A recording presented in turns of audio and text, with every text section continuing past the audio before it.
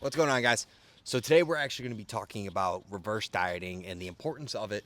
Um, just coming from personal experience from both of our ends. One person who's been a yo-yo dieter, someone who came from being a little bit heavier and then losing it, and then she's actually done reverses and stuff like that. But also, I mean, we both have had like food related issues. For Like sure. I guess your relationship with food. Relationships are for people, nah. And like sometimes you do have a bad relationship with food, and it does suck. Yeah, definitely. So yeah, let's just start off by talking about what reverse dieting is. So basically, reverse dieting is the process of slowly increasing your calories back up to your maintenance level after being in a calorie deficit or a cutting phase. So now, do you want to talk about why it is important to reverse diet? You do whatever you want. Eat whatever you want. I dare you. Nah, don't do that. That's where this whole story is gonna come into play. So, I actually, I prepped for a bodybuilding show back in 2018, and it was my first time ever, seriously dieting down. I paid for a coach. I took this thing 100% serious, and I was locked in. I started in January or February, and my show was supposed to be in May at the Grand Rapids.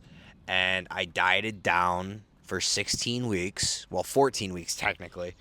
And I was the leanest I've ever been, the best I've ever looked. Now, how did I feel? I was at 1,300 calories. Any movement really sucked. I hated it. And the feeling, you just felt drained. You didn't want to do anything. And I didn't have the mental capabilities because I was only 21 years old, 20 years old, and I wasn't ready. I couldn't handle something like this. Bodybuilding is something that is tough to handle. If you're young and a teenager and you go through a full prep, props to you. That's fucking hard. But I went down, dieted down, and then one day, 2 weeks out, I didn't think I was ready enough. I just cracked. I cracked. I remember exactly what I ate that day. It started with cinnamon rolls. I ate about a tray of cinnamon rolls. Then I went upstairs and I had a candy bin of everything that I've been wanting sweet wise to have post show. And then I went and had probably about one sleeve of Oreos because I got such an insane sugar rush. Some candy out of that bin. Went to McDonald's, picked up some sandwiches, went to Walmart, picked up some cheesecake and ice cream, and then I ate myself from being at 167. And that day I went up to 205 pounds in one single day. Yeah, that is not healthy, my friend. Most of it has water and everything, but it's because my body was so depleted.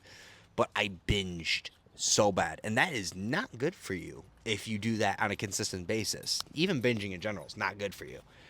But I ate like that for about 8 weeks, and I went from weighing a 167 to a true 220 pounds, 225. And I gained a lot of fat. I lost all my progress of 16 weeks of dieting in 8 weeks. And I went into a worse place than I started. So the main thing of that is that because it is critical, it crashes your hormones. Right. At that point, after cutting down for X amount of time, your body has gotten adapted to eating the lower food. So for you to just jump back up to your high level of calories, it's not only going to be hard for your body to digest all that food, it's going to crash your hormones, crash your metabolism, and you're going to be putting on a lot of excess body fat way too quickly. So if you think about it, you've just put in all that work going through dieting for several weeks to shed off X amount of body fat, right? So now if you are to just jump back up to your maintenance or bulking calories just immediately after your cut, chances are you're going to gain back a lot of that fat that you just worked so hard to get off, right? So in the context of bodybuilding, typically the goal after you finish a cut is you want to maintain as much leanness as you can while starting to transition into a growing phase, right? So in order to do that, you're going to want to slowly increase your calories week by week, paying attention to how your body is responding to those food increases, making sure you're not increasing too quickly so that you can maximize muscle growth while minimizing fat gain. Yeah, don't become fat. That is not fun.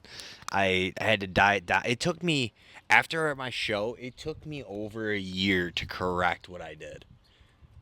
It took me a year. You binged. You worked for 16 weeks. You dieted down for 16 weeks. You ruined it in 8.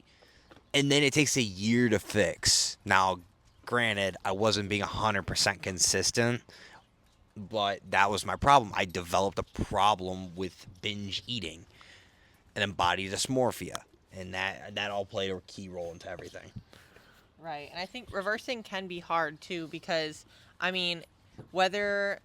So typically when you're dieting down, there's some sort of end goal, right? Like either it's a bodybuilding show or a vacation or you just want to get to this weight or this composition or something like that. And once you get there and okay, it's time to start the reverse, it can be hard to be as strict as you were in that cut because it may feel like to you that the end goal is not there. You know, you have nothing specific to be working towards. So it's like, why am I still being so strict? But it is really so important to be that strict in your reverse. You should be just as strict in your reverse as you are in your prep because it makes such a difference on your hormones, your metabolism, and everything. If you can do it the right way, it really is going to be putting your body in that optimal place to start a growing phase and not be ruining all of the progress that you just worked so hard for, you know? Or even not even for the people who are trying to go into a growing phase, but for people who want to start eating more. Right. And have a better composition. That's where you get to have fun with it. Is it's once you cut down, recomp, get lean, then you grow, and then you reverse back, and now you could start to increase your calories and start having a little more fun with everything, where you guys can where you're not gonna be so sensitive to food as you used to be. Right. So I finished my last prep in September of 2022, and my food was really, really low, obviously unsustainably low coming out of a contest prep like that. But because I stuck to my reverse and we just slowly kept increasing calories, not pushing food too quickly, at the peak of my bulk, I got to eat over 3,500 calories because I had just. It's a lot of food, and trust me, it was hard to get down sometimes, but I love food, so part of me was still enjoying every single bit of that. But my point being is because I was so strict with my reverse, I actually was able to eat like way more food than I would have been able to had I had just jumped into higher calories right after my show because my metabolism wouldn't have been able to handle that at that time. So, with me going through my reverse right now, this is the first time I'm ever doing it. It really makes me realize that the reverse is not easy, and it does suck sometimes. Like I've had cravings. I want to cheat all the time. It does because my hunger cues are worse now. As my food increases, I'm more hungry than I was before.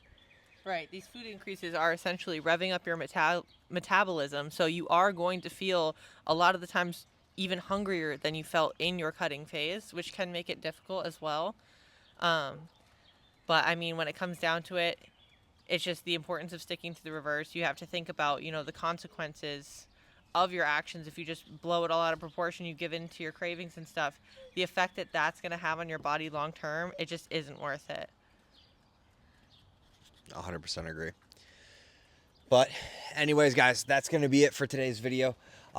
We thank everyone so much for following or for subscribing and liking the videos. If you could please like the videos and subscribe if you have not already done so, it would mean the world to us. We'll be posting up some videos for you guys to check out. So, All right. Thank you guys so much for watching. We'll see you in the next one.